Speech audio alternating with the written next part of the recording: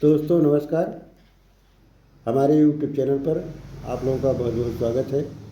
प्यारे दोस्तों, आज हम लोग इस वीडियो में समांतर माध्य के बारे में पढ़ेंगे। समांतर माध्य जिसको हम एवरेज कहते हैं या इसको मध्यमान भी कहते हैं, इसको औसत भी कहा जाता है। जिस तरह से कोई संख्या दी गई हो, कई प्रकार की संख्याएं दी गई हों, अगर उसका औसत निकालना होगा तो हमें किस तरह से करना होगा। कोई बड़ी से बड़ी संख्याएं दी गई, कोई बहुत बड़े बड़े आंकड़े दिए गए हैं जो कि अवर्गीकृत हैं। उन अवर्गीकृत आंकड़ों का हम मध्यमान या औसत कैसे निकालते हैं, इनका उपयोग कहाँ होता है। इनका उपयोग हमारे जीवन में बहुत ही अधिक होता है, क्योंकि कहीं भी अगर आपको बहुत सारी संख्याएं या बहुत सारे आंकड़े या बहुत सारी कुछ ऐसी चीज़ें दे दी जाए देखने के लिए, तो आप कैसे उसको समझेंगे कि हाँ इसमें हमें कौन सा लेना है, कौन सा नहीं लेना है, क्या कौन सा सही है, इसका आंकड़ा क्या होगा, इसका आकलन क्या होगा। इतने संख्याओं को हम कैसे ज्ञात करेंगे, कैसे याद रखेंगे। तो इन सब के लिए यह ज़रूरी होता है कि आप जब इसका आपको एक औसतन, एक आपको जैसे कोई भी संख्या दे दीजिए कि कोई संख्या 10 है, 20 है, 25 है, 50 है, 15 है, 8 है, 9 है, इस तरह से बहुत सारी संख्याएं दी गई हैं। तो अब आपको इसका एक औसत कैसे जानेंगे, तो इसका एक औसतन संख्या जो होगी उसको कैसे निकालते हैं। तो इसके लिए आपको क्या करना होगा, इन सारी संख्याओं को एक साथ ऐड कर लेना है। ऐड करने के बाद उसमें कितने संख्याएं हैं, उन आंकड़ों में कितने कितने पद हैं, उन सबको जोड़ करके आप जो निकालेंगे वही आपका हो जाएगा ये समांतर माध्य। तो समांतर माध्य के बारे में आज हम लोग इस वीडियो में पढ़ेंगे। तो समांतर माध्य कैसे निकाला जाएगा, तो देखिए इस तरह से कोई संख्या दी गई है। चलिए हम इस तरह उदाहरण के लिए ले लिए हैं कि जैसे संख्या दी गई है 2, 3, 4, 5, 6, 7, 8, 9, 10, इस तरह संख्याएं दी गई हैं। तो इन सभी संख्याओं को आपको क्या करना है, आप कैसे निकालेंगे, तो इनका समांतर माध्य निकालने के लिए आपको करना क्या है, तो आप लिखेंगे समांतर माध्य। समांतर माध्य का सूत्र पहले आप लिखेंगे। तो समांतर माध्य बराबर होता है, सभी संख्याओं को जोड़ लेना है। तो आप इसको लिखेंगे, इन संख्याओं आंकड़ों का लिखोगे, आंकड़ों का योग, सभी आंकड़ों का योग, सभी आंकड़ों का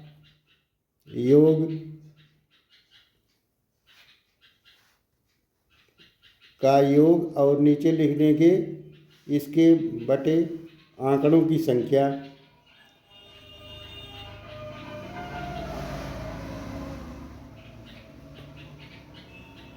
आंकड़ों की संख्या। अब इस तरह से आप इसको ये भी लिख सकते हैं, इन आंकड़ों को आप इनको मान सकते हैं x1 है, यह x2 है, यह x3 है, यह x4 है। इस तरह से इसको आप लिख सकते हैं। तो इस तरह से इसका फार्मूला हो जाएगा कि समांतर माध्य को x से ऐसे प्रतीत किया जाता है। समांतर माध्य को इस तरह से लिखा जाता है, इसको पढ़ते हैं बार x।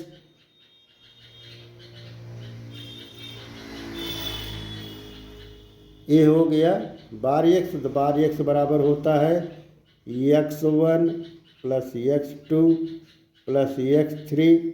बीच में बहुत सारी संख्याएं हैं, इस तरह से मान लेते हैं कि xn संख्या है, तो xn हो जाए और कुल के बटे कितना हो जाएगा n। यहाँ पर n क्या है, n इन संख्याओं का कुल कितने पद हैं उन पदों का योग है। तो इस फार्मूले से आपको कर लेना है। तो अब आप सबसे पहले क्या करेंगे, तो लिख देना है कि बार x बराबर हो जाएगा, बार x बराबर जो संख्या लिखी सबको आपको लिख देना है।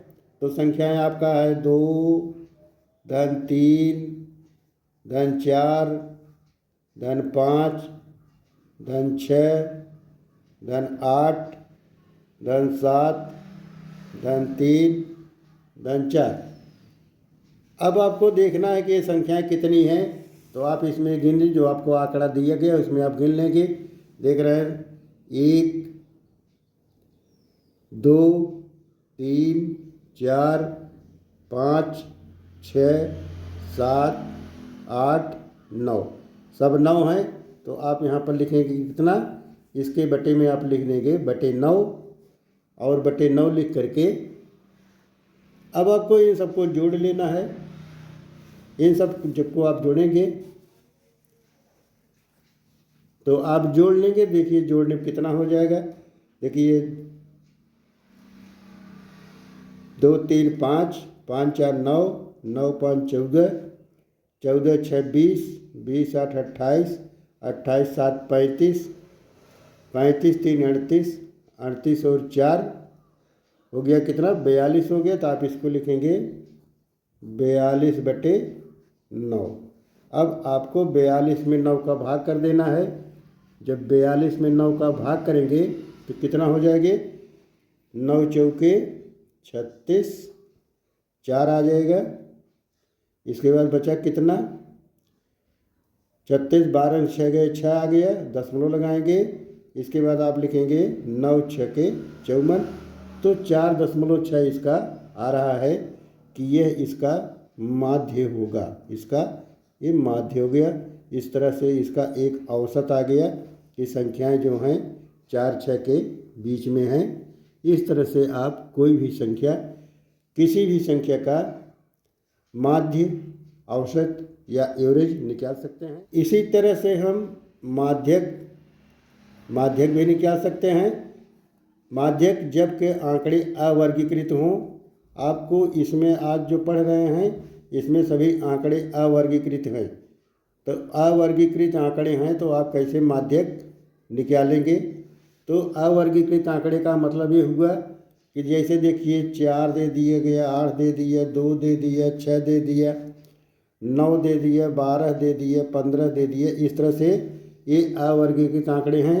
तो देखिए 4 8 2 6 9 12 15 ये संख्याएं हैं। अब इसका आपको निकालना है माध्यक, या इसको हम माध्यिका भी कहते हैं, मीडियन जिसको कहते हैं। तो कैसे निकालेंगे, इसके लिए आपको देखना होगा इसका हल कैसे करेंगे। यहाँ पर आपको देखना है जैसे संख्या पद कितने हैं, तो देख रहे हैं पद इसमें 1 2 3 4 5 6 7, 7 पद हैं। तो n बराबर 7 हो गया। अब 7 क्या है, 7 एक सम संख्या है, विषम संख्या, ये भी देखना है। यदि संख्या सम है या विषम, तो पहले आपको देखना है कि संख्या सम है कि विषम है। तो आपकी संख्या देख रहे हैं n बराबर 7, एक विषम संख्या है। तो विषम संख्या है तो इसको आप कैसे, इसके लिए फार्मूला क्या होगा, यदि विषम संख्या रहेगा तो इसके लिए माध्यक का सूत्र होगा, माध्यक या माध्यिका। तो माध्यिका बराबर हो जाए कितना, आप इसको आप फार्मूला लिखेंगे कि n+1 बटे 2वां पद। इस तरह से आपको करना है। इसके लिए सूत्र है कि n+1 बटे 2वां पद। अब आप कैसे करेंगे इसको, तो सबसे पहले आपको जो आंकड़ा दिया गया है उसको आपको करना है आरोही क्रम में। तो आपका आंकड़ा है 4 8 2 6 9 12 15। इसको आपको पहले आरोही क्रम में लिखेंगे। तो आंकड़ा आप पहले लिख लेंगे। आंकड़ा देखिए क्या है, आंकड़ा आपका है 4 8 2 6 9 12 15।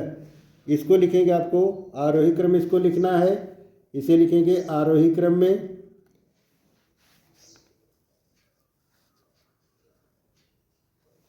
आरोही क्रम में लिखेंगे।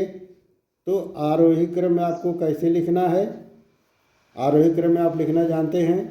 आरोही क्रम का मतलब ये हुआ कि सबसे पहले जो सबसे छोटी संख्या होगी, देख रहे हैं इसे सबसे छोटी संख्या 2 है, 2 लिखेंगे। 2 के बाद देखिए 4, 4 के बाद 6, 6 के बाद 8 9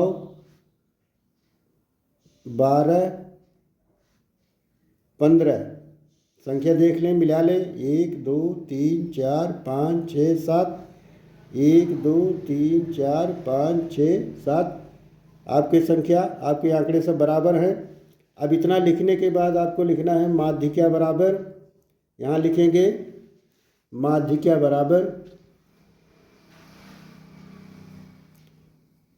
माध्यिका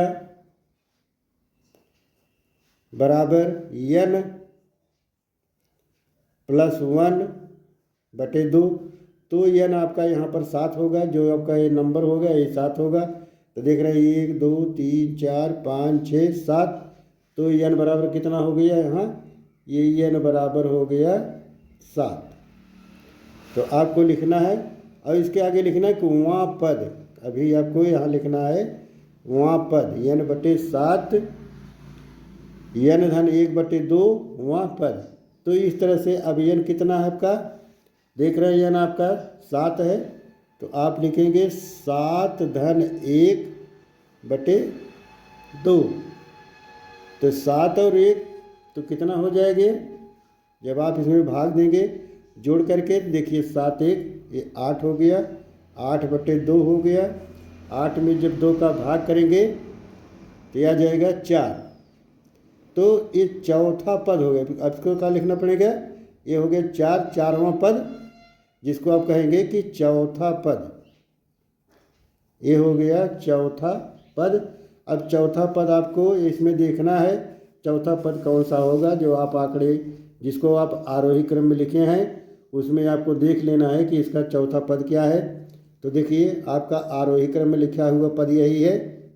अब इसमें आपको देखना है कि इसका चौथा पद क्या है। तो कहाँ से आप गिनेंगे, देखिए यहाँ से पहला हो गया, दूसरा, तीसरा, चौथा।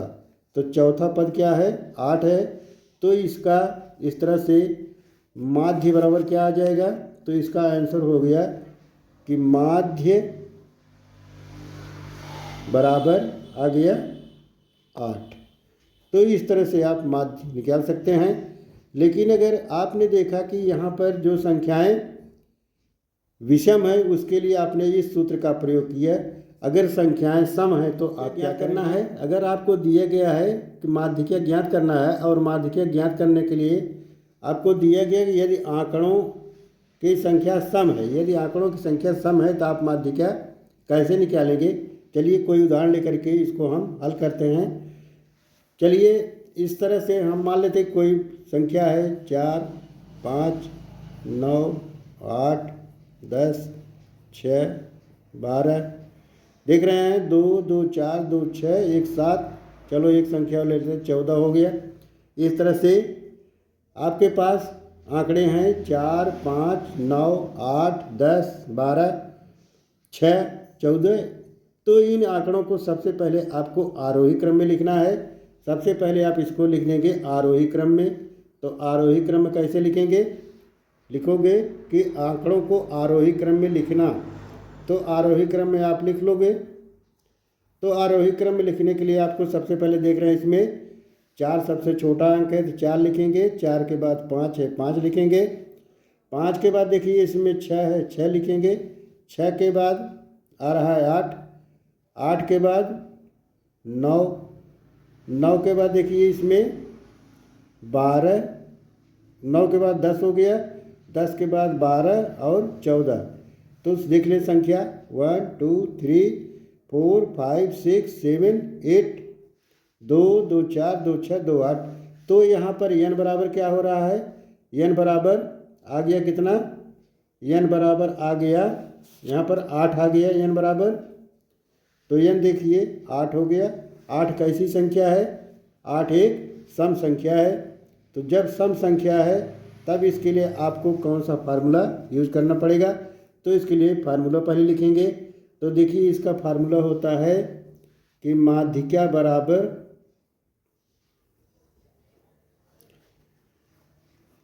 n/2वां पद, n/2वां पद धन n/2 धन 1वां पद, और कुल के बटे कितना हो जाएगा, एक कुल के बटे हो जाएगा 2। यह फार्मूला आपको याद रहना चाहिए। n/2वां पद धन n/2 धन 1वां पद और कुल के बटे 2। तो इस फार्मूले से आपको अब करना पड़ेगा। तो आप देखिए क्या करेंगे, अब यहाँ पर आपको लिखना है, अब आपको लिखना है, यानी आपका 8 है तो आप लिखेंगे 8/2वां पद धन, यहाँ पर लिखेंगे 8/2 धन 1वां पद और कुल के बटे 2 का मतलब हो गया कितना, 4 हो जाएगा। तो आप उसको लिखेंगे कि चौथा पद और धन 5वां पद बटे 2 हो गया। तो अब आपको देखना है आपका चौथा पद है क्या।